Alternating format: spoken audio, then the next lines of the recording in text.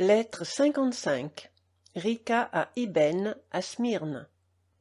Chez les peuples d'Europe, le premier quart d'heure du mariage aplanit toutes les difficultés.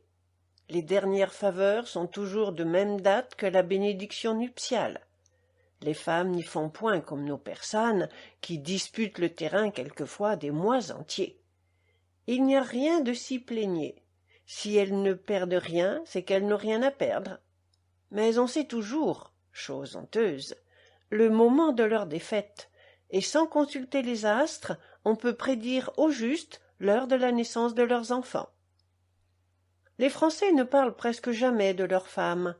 C'est qu'ils ont peur d'en parler devant des gens qui les connaissent mieux qu'eux. Il y a parmi eux des hommes très malheureux que personne ne console. Ce sont les maris jaloux. Il y en a que tout le monde hait. Ce sont les maris jaloux. Il y en a que tous les hommes méprisent. Ce sont encore les maris jaloux.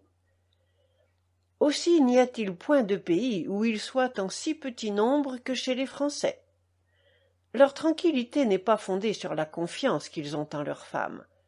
C'est au contraire sur la mauvaise opinion qu'ils en ont. Toutes les sages précautions des Asiatiques, les voiles qui les couvrent, les prisons où elles sont détenues, la vigilance des eunuques, leur paraissent des moyens plus propres à exercer l'industrie de ce sexe qu'à la lasser. Ici, les maris prennent leur parti de bonne grâce et regardent les infidélités comme des coups d'une étoile inévitable. Un mari qui voudrait seul posséder sa femme serait regardé comme un perturbateur de la joie publique, et comme un insensé qui voudrait jouir de la lumière du soleil à l'exclusion des autres hommes.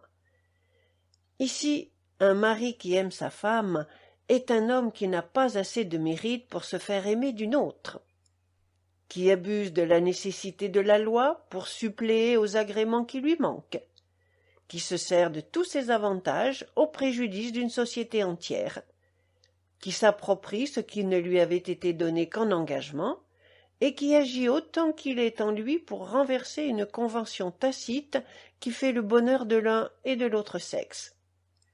Ce titre de mari d'une jolie femme, qui se cache en Asie avec tant de soin, se porte ici sans inquiétude. On se sent en état de faire diversion partout. Un prince se console de la perte d'une place par la prise d'une autre.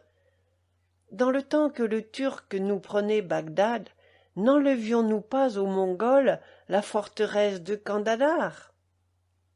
Un homme qui, en général, souffre les infidélités de sa femme n'est point désapprouvé. Au contraire, on le loue de sa prudence. Il n'y a que les cas particuliers qui déshonorent.